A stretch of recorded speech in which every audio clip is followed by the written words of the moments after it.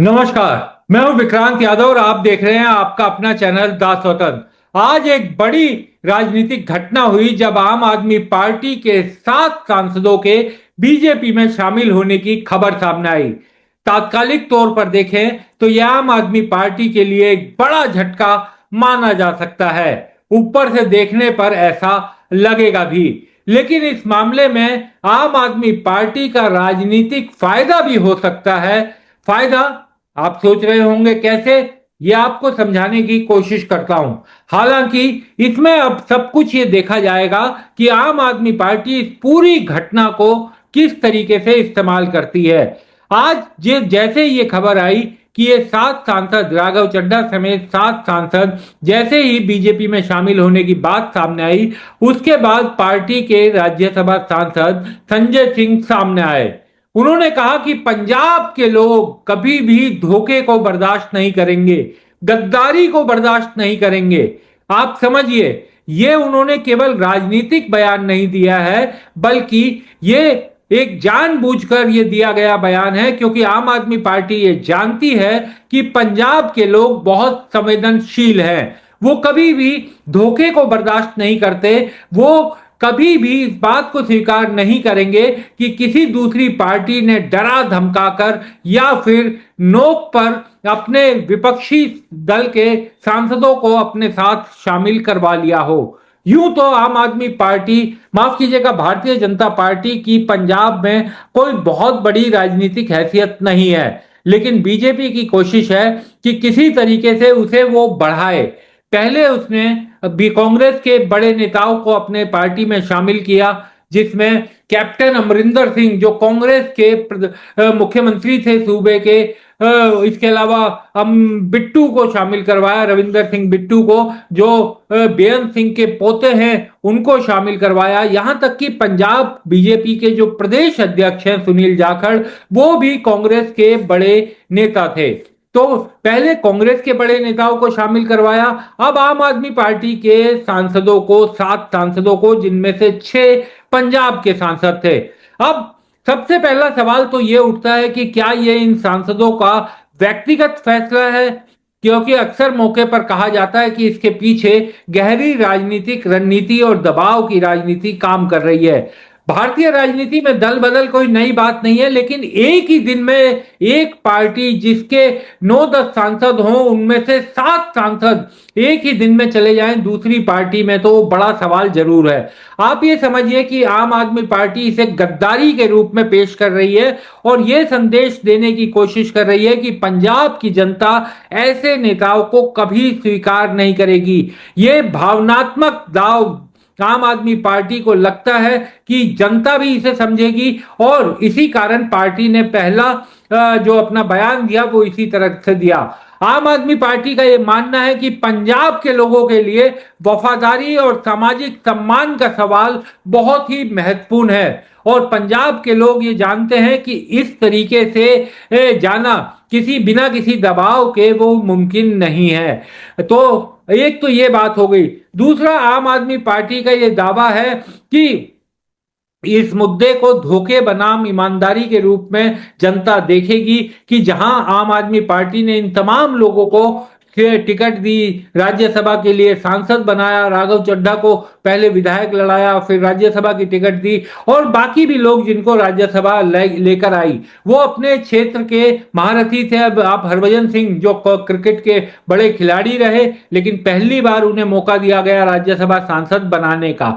तो अब ये धोखा बनाम ईमानदारी, जिसे इसीलिए अरविंद केजरीवाल ने लिखा भी है धक्का।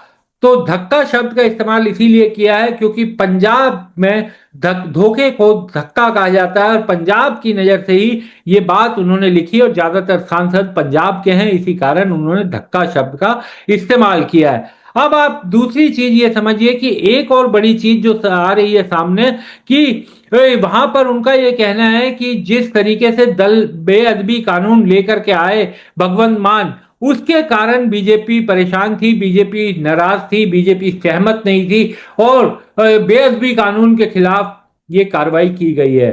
हालांकि कारण कुछ भी हो, लेकिन बात सही है कि अब ये 7 सांसद, अगर आम आदमी पार्टी ने राजनीतिक अपने नैरेटिव को मजबूती के साथ रखा।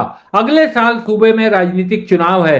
अगर आम आदमी पार्टी अपने राजनीतिक नैरेटिव को सामने मजबूती से रख पाई और ये साबित कर पाई लोगों के जहन में कि ये गद्दारी है, ये बीजेपी ने डर के कारण ईडी की रेड, अशोक मित्तल जिनको उप नेता बनाया राज्यसभा में, आप ये समझिए राघव चड्ढा को हटा करके उनको बनाया गया, लवली प्रोफेशनल यूनिवर्सिटी वाले, उनको उपनेता बनाया। उनके बाद उनके करीब 8-10 दिन पहले उनके ऊपर ईडी की रेड पड़ी और ईडी रेड के बाद अब वो बीजेपी में शामिल हो गए हैं। तो क्या ईडी ने पाया, क्या क्लीन चिट मिल गई, वैसे भी अब बीजेपी में शामिल हो गए हैं, तो अब कोई ज्यादा उनके लिए दिक्कत की बात नहीं है, ऐसा माना जा सकता है, क्योंकि पहले भी इस तरीके के आरोप बीजेपी पर लगते रहे हैं। तो अब पूरा खेल है नैरेटिव का। बीजेपी जिसके पास 2 राज्यों में एक भी राज्यसभा सांसद नहीं था, एक दिल्ली और एक पंजाब, पंजाब में अब उसके पास 6 राज्यसभा सांसद हो गए और दिल्ली में 1 राज्यसभा सांसद हो गया। तो अब आम आदमी पार्टी इस राजनीतिक नैरेटिव को जितना फैला पाती है उतना उसके लिए राजनीतिक तौर पर फायदेमंद होगा। हालांकि अगर इसे तात्कालिक रूप से देखें तो ये झटका नजर आएगा, लेकिन कहते हैं राजनीति में कोई भी चीज एक दिन में तय नहीं की जा सकती। तो इस फैसले का बीजेपी को क्या फायदा होगा या आम आदमी पार्टी को क्या नुकसान होगा, ये अभी कहना मुश्किल है। लेकिन एक बात आप ये समझिए कि बीजेपी जो कैडर बेस्ड पार्टी है, जिसके कार्यकर्ता सालों से लगे हुए हैं बीजेपी के साथ, क्या बाहर से आप लोगों को अपनी पार्टी में शामिल करके उनको सम्मान मिले, क्या ये पार्टी का कैडर स्वीकार कर पाएगा? लगातार बीजेपी ऐसा कर रही है और बाहर के लोग सामने आ रहे हैं, पार्टी में बड़ा सम्मान पा रहे हैं। हो सकता है आने वाले दिनों में इन 7 सांसदों में से 1-2 आपको केंद्रीय मंत्री के रूप में भी दिखाई दे, लेकिन क्या उससे पंजाब में कोई मैसेज जाएगा? इन 7 राज्यसभा सांसदों का कोई ऐसा क्या कहा जाए कि कोई ऐसा उनके पास अपनी पहचान नहीं है कि वो राजनीतिक भीड़ पैदा कर दें या वोट दिलवा सके। वोट में ट्रांसलेट करने वाली ताकत इन 7 में किसी के पास नहीं है, क्योंकि अगर इन लोगों के साथ बीजेपी ने इनको शामिल केवल इसलिए करवाया है कि एक परसेप्शन वार में वो आगे निकल सके।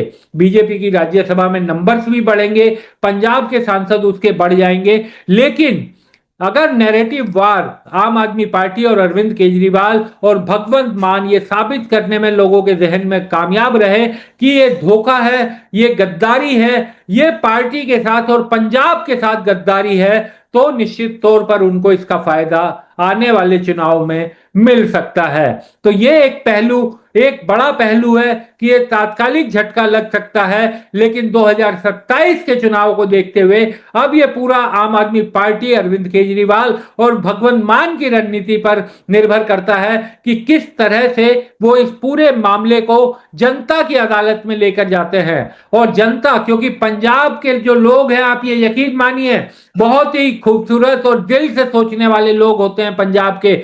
आप उनको धमका करके, उनको परेशान करके जबरदस्ती कोई काम नहीं करवा सकते, लेकिन प्यार से वो आपके लिए अपनी जान भी दे देंगे। तो पंजाब के सूबे के जो लोग हैं वो बड़े संवेदनशील और दिल से सोचने वाले होते हैं। अगर पंजाब की जनता ने ये मान लिया कि ये उनके साथ धोखा हुआ है, ये उनके साथ गद्दारी हुई है, तो यकीन मानिए आज जो तात्कालिक झटका लग रहा है वो कल आम आदमी पार्टी के लिए बड़ा राजनीतिक फायदा भी हो सकता है।